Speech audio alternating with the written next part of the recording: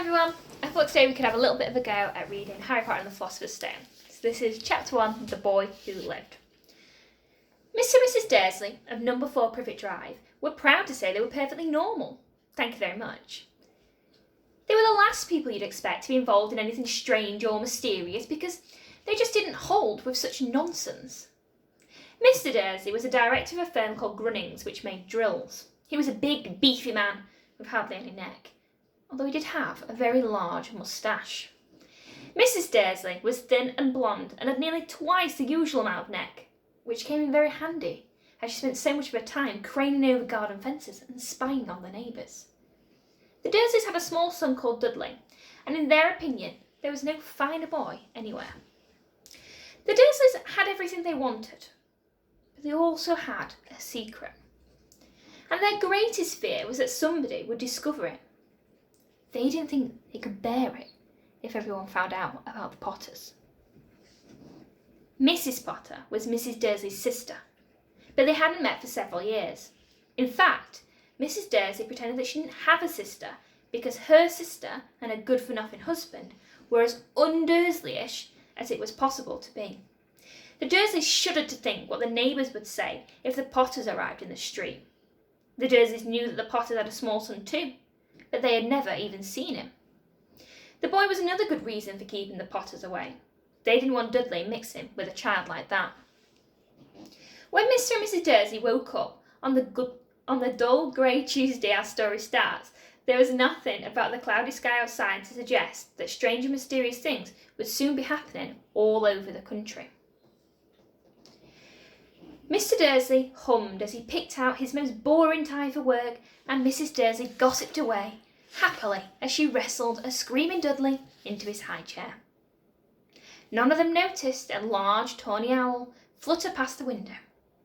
At 8:30, Mr. Dursley picked up his briefcase, he pecked Mrs. Dursley on the cheek, and he tried to kiss Dudley goodbye, but missed because Dudley was now having a tantrum and throwing his cereal at the walls. "Little tyke," chortled Mr. Dursley as he left the house. He got into his car and backed out of number 4's drive. It was on the corner of the street that he noticed the first sign of something peculiar. A cat reading a map. For a second, Mr. Dursley didn't realise what he had seen, and then he jerked his head around to look again. There was a tabby cat standing on the corner of Privet Drive, but there wasn't a map in sight. What could he have been thinking of? It must have been a trick of the light. Mr. Dursley blinked and stared at the cat. It stared back. As Mr. Dursley drove around the corner and up the road, he watched the cat in his mirror. It was now reading the sign that said Privet Drive. No, looking at the sign. Cats couldn't read maps or signs. Mr. Dursley gave himself a little shake, and he put the cat out of his mind, and as he drove towards town he thought of nothing except a large order of drills he was hoping to get that day. But on the edge of town, drills were driven out of his mind by something else. As he sat in the usual morning traffic jam, he couldn't help noticing that there seemed to be a lot of strangely dressed people about. People in clothes. Mr. Dursley couldn't bear people who dressed in funny clothes, the get-ups you saw in young people these days. He supposed this was some sort of strange, stupid fashion, and he drummed his finger on the steering wheel, and his eyes fell on a huddle of these weirdos standing quite close by. They were whispering excitedly together, and Mr. Dursley was enraged to see that a couple of them weren't young at all. Why, that man had to be older than he was, and wearing an emerald green cloak. The nerve of him! But then it struck Mr. Dursley that this was probably some silly stunt. These people were obviously collecting for something. Yes, that would be it. The traffic moved on, and a few minutes later Mr. Dursley arrived in the Grunnings car park, his mind back on drills. Mr. Dursley always sat with his back to the window in his office on the 9th floor. If he hadn't, he might have found it hard to concentrate on drills that morning. He didn't see the owl swooping past in the broad daylight, though people down in the street did. They pointed and gazed open-mouthed as owl after owl sped overhead. Most of them had never even seen an owl, even at night time. Mr. Dursley, however, had a perfectly normal, owl-free morning. He yelled at 5 different people, he made several important telephone calls and shouted a bit more. He was in a very good mood until lunchtime, when he thought he'd stretch his legs and walk across the road to buy himself a bun from the baker's opposite.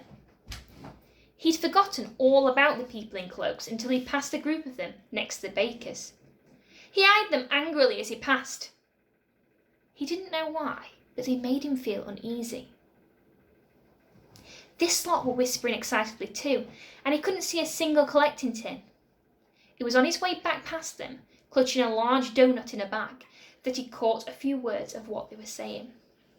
"The Potters! That's right, that's what I heard." "Yes, their son Harry." Mr. Dursley stopped dead. Fear flooded him. He looked back at the whisperers as if he wanted to say something to them, but he thought better of it. He dashed back across the road, hurried up to his office, snapped at his secretary not to disturb him, seized his telephone, and had almost finished dialing his home number when he changed his mind. He put the receiver down and stroked his moustache, thinking, no, he was being stupid. Potter wasn't such an unusual name, and he was sure there were lots of people called Potter who had a son called Harry. And come to think of it, he wasn't even sure his nephew was called Harry. He'd never even seen the boy. It might have been Harvey or Harold. There was no point in worrying Mrs. Dursley.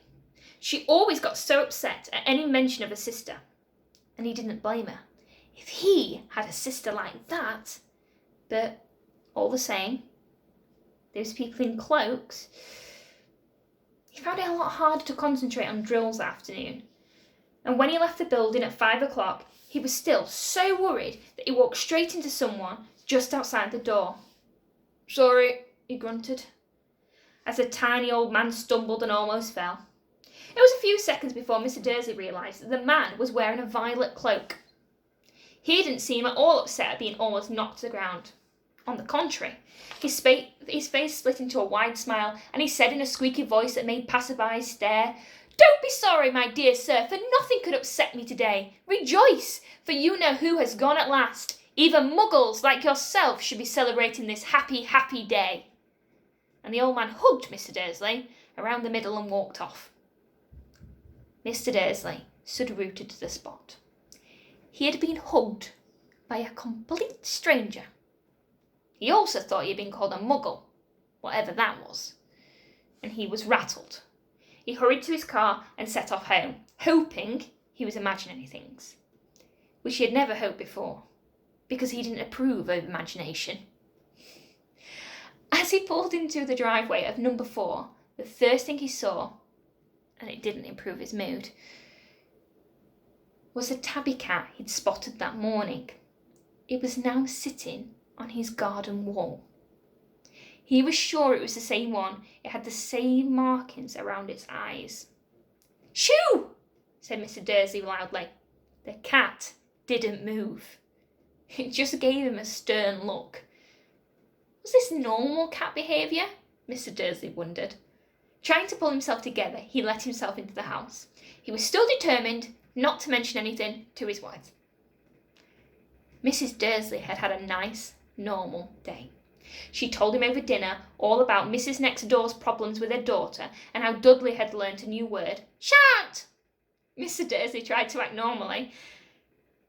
When Dudley had been put to bed, he went into the living room in time to catch a last report on the evening news. "And finally, bird watchers everywhere have reported that the nation's owls have been behaving very unusually today. Although owls normally hunt at night and are hardly ever seen in daylight, there have been hundreds of sightings of these birds flying in every direction since sunrise. Experts are unable to explain why the owls have suddenly changed their sleeping pattern." The newsreader allowed himself a grin. Most mysterious. And now over to Jim McGuffin with the weather. "Going to be any more showers of owls tonight, Jim?" "Well, Ted," said the weatherman, "I don't know about that, but it's not only the owls that have been acting oddly today. Viewers as far apart as Kent, Yorkshire and Dundee have been phoning in to tell me that instead of the rain I promised yesterday, they have had a downpour of shooting stars. Perhaps people have been celebrating bonfire night early. It's not until next week, folks. But I can promise a wet night tonight. Mr. Dursley sat frozen in the armchair. Shooting stars all over Britain. Owls flying in the daylight.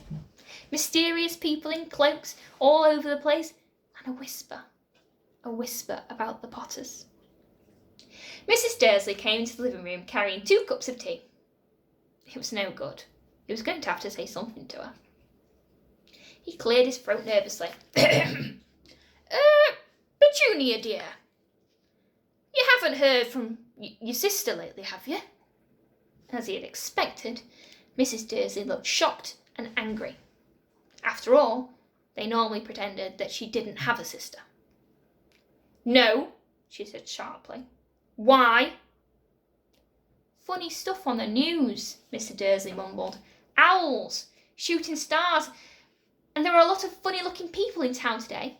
So, snapped Mrs. Dursley. Well, I just thought maybe it was something to do with, you know, her lot.